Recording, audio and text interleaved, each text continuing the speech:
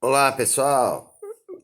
Voltando a dar continuidade, desculpa a interrupção, que às vezes eu peço marmita, dá uma preguiça danada, eu moro sozinho pra cozinhar, e aí eu apelo pra marmita, tá? Mas foi bom também que eu consegui achar. Desobediência Civil é baseado no Alex de Tocqueville, né? É, que esteve nos Estados Unidos, né, no século XIX. E aí tem um fato curioso ligado ao Brasil.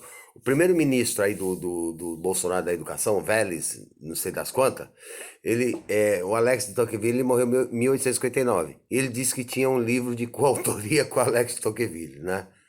Quer dizer, ele deve ter sido mordido por um vampiro porque ele viveu até hoje. Né? Voltando a Cuba, eu estava falando da ILAN. A escola latino-americana, a ideia inicial era formar 20 mil médicos, formou, e hoje já está formando mais de 100 mil, espalhado pelo mundo. E o curso gratuito, tudo. Material didático, livro, alimentação, material higiênico corporal, né? Dinheiro, moradia, né? E não importa de que país né? É, Cuba formou médicos indígenas, médicos quilombolas, médicos né, miseráveis, e já está formando médicos no Oriente Médio também, né? Veja que né, a gente vai percebendo, por quê? Olha a ação do neoliberalismo, né, no Chile e nos Estados Unidos. Os Estados Unidos têm as mensalidades de faculdades mais caras do mundo. O Chile está em segundo lugar, justamente para pobre não estudar. E é o que esse governo está fazendo agora. Tá? E por que a gente tem que entender tudo isso? Quando a gente vai falar Marx, eu pretendo falar para vocês em breve desses dois livros, né? A Guerra Civil na França e o 18 Brumário de Louis Bonaparte, tá? Porque a Guerra Civil na França é a primeira vez na história, eu estava falando de um discurso que se repete, quando ele se repete, o discurso quando ele se repete é uma farsa e pela segunda vez é uma tragédia, né? Por quê? É, essa pseudo ameaça de comunismo, não é? Que nunca chega, é sempre usado toda vez que governos populares, por exemplo, no Brasil, eles estão empoderando de consciência crítica a classe trabalhadora. O projeto do Paulo Freire aqui em 63 era a alfabetização né, de adultos em 40 horas. Né? Já estava planejada a construção de 20 mil núcleos no Brasil.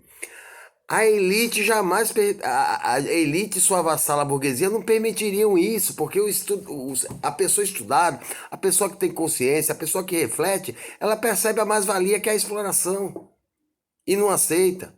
E cria consciência de classe e uma série de mecanismos, né? Porque quem gera riqueza não é o capital, é o trabalho. E quando a pessoa tem consciência disso, ela vai brigar. Eu dou um exemplo para vocês de mais-valia. Né? Um motorista de ônibus, ele paga o salário dele em um dia. E os outros 29? Fica com quem? Com o dono da empresa. Né? A Guerra Civil na França, e tem esse livro aqui do David Harvey, né? David Harvey é um dos maiores marxistas do mundo. As 17 contradições e o fim do capitalismo. Eu tenho uma boa memória. Na página 161, ele começa a trabalhar o conceito que desde a Revolução Industrial, a burguesia é radicalmente contra uma educação de empoderamento crítico para a classe trabalhadora. Por quê? Eles têm que aprender, né? Nós, trabalhadores, temos que aprender a dizer sim senhor, não senhor e só. Né? A nossa capacidade crítica é tão sacaneada, né? Ela é tão sacrificada que a gente viu aí essas exaltações de patriotismo, né? Por exemplo, a frase da bandeira Ordem e Progresso, da escola positivista de Comte, ordem é o povo ordeiro, submisso, que diz sim senhor, não senhor, para o progresso de meia dúzia, que é a burguesia e a elite. Né? Que bela frase. Né? Ah, minha bandeira nunca será vermelha. que essas pessoas que saírem na rua estão fazendo pelo verde da floresta estar queimando? E junto, né, se a floresta queima, né, ela deixa de produzir umidade relativa ao aumento de umidade no ar, que não evapora e que não vira chuva, né? E se não vira chuva, ameaça o aquífero guaranítico também, né? O amarelo, riquezas minerais que os caras estão querendo liberar para vir para cá caçador de ouro, para devastar a floresta, né? E o azul? O azul vai-se embora também, porque o azul não significa o céu e os nossos rios. O rio Amazonas é tão grande, né, que tem afluentes que ainda não foram catalogados. Tem partes do rio Amazonas de uma margem para outra é 80 quilômetros. Ele entra também, né, em declínio, porque se não chove o rio não se reabastece. Tá? E o Marx está falando de farsa por quê? Porque em 1848 é a primeira vez que a classe trabalhadora chega na história da pseudo-democracia da Revolução Francesa. Ela chega ao poder depois de uma luta, não é? Mas fica só 42 dias. E desde então a gente vai perceber que nós que sustentamos o Estado, nós que pagamos os impostos, né? Porque o imposto brasileiro é um imposto covarde, né? Imposto sobre consumo, não tem imposto sobre lucros e dividendos, não tem imposto sobre uma série de coisas, mas no consumo tem. A maioria do povo que ganha salário gasta tudo no mesmo dia, para pagar as contas e para comprar comida. Então nós sustentamos, né, o Estado que não nos dá benefício nenhum e ainda pega esse dinheiro que recolhe e dá para juros de dívida de banco. Né? Não descongela a PEC 55, mas deixa lá bonitinho os juros dos banqueiros, dos acionistas de Bolsa de Valores, que são apenas 10 mil famílias no Brasil. E por esse tipo de trabalho, né, que hoje, né, o empobrecimento da população vem em declínio desde 2015, piorou com 2016, 2017. Hoje, 5 homens no Brasil têm mais dinheiro do que 50% da população. 5 homens só.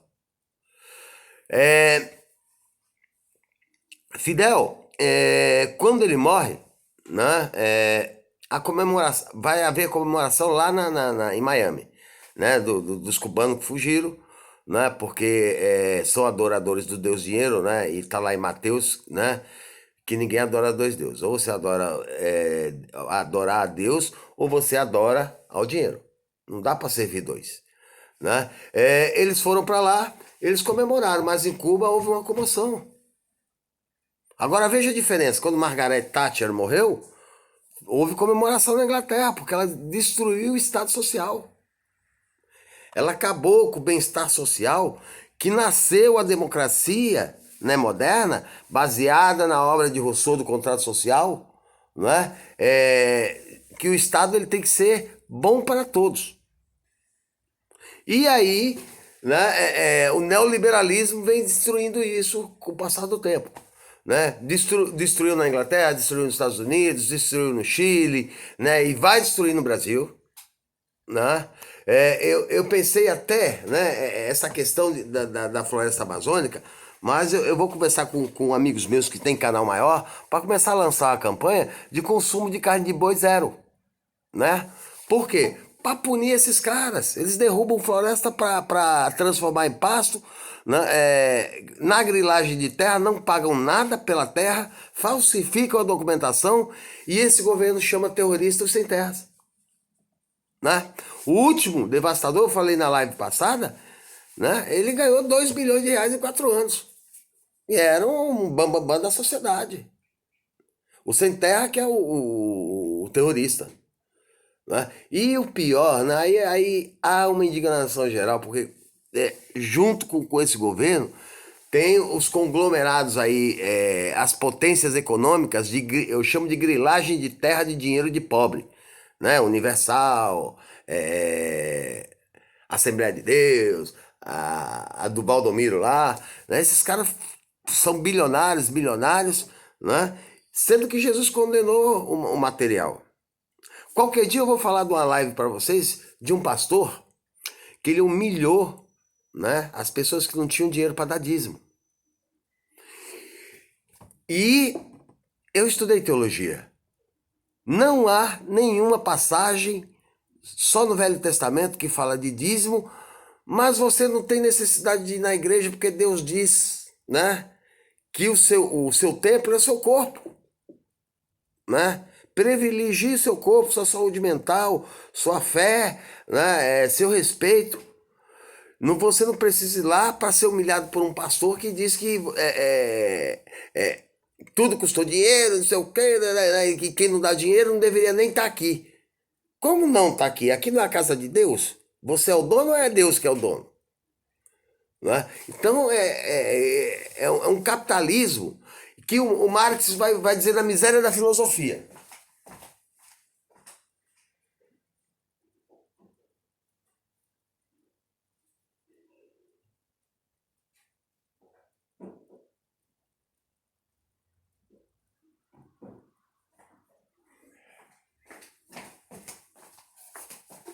É um livrinho pequeno, A Miséria da Filosofia. Ele vai dizer, né? Ele vai fazer. Aqui ele está fazendo uma contraposição a Hegel, né? Desculpa, é Proudhon. Proudhon vai escrever a filosofia da miséria e ele faz uma contrarresposta na miséria da filosofia. Ele vai dizer que haverá tempo que o homem irá vender fé. Percebe? Está acontecendo isso agora. O homem vende fé. Você vai na igreja, tem cartão de crédito, aceita débito, né? Internet bank, tudo, aceita tudo. Não é? Mas Jesus condenou o materialismo, o bem material. Enfim, isso é famoso no Sermão da Montanha. As pessoas mantêm um dogmatismo milenar, né? Que com certeza se o Jesus que eu li na Bíblia tivesse aqui, jamais condenaria um homossexual. Porque isso era coisa do tempo. O historiador ele tem que ter um cuidado danado para ele não cair no anacronismo histórico. Por exemplo, Mahatma Gandhi, ele era homofóbico. Mas é o tempo dele. Não cabe mais na nossa evolução. O Karl Marx era racista. Mas ele é um homem da sua época. Não é? No entanto, isso não impediu dele produzir uma obra que o projeto Marx, Engels, Extazauber, né, que está sendo reconstruído desde a década de 70, vai aumentar a biografia dele de 50 obras para 100 a 114. Não é? E se as pessoas não são comunistas, às vezes são e não sabem. Porque todo ser humano que é a favor da remuneração igual para homem e mulher, todo ser humano que é contra o trabalho infantil, todo ser humano que é a favor da justa jornada de trabalho, de um salário decente, ele não sabe, mas ele é um comunista. Porque Marx que defendeu isso na primeira internacional sindical. Tá? Então, veja um documentário do Fidel Castro, né? Um homem que ele vai ser, vai ficar eternizado em Cuba, né? Cuba, muita gente fala, né? Ditadura cubana. Engraçado que eu não vejo o Bozo aqui, o presidente brasileiro, falar da ditadura brasileira, né? Mataram milhares. Isso é papo furado. Não mataram milhares.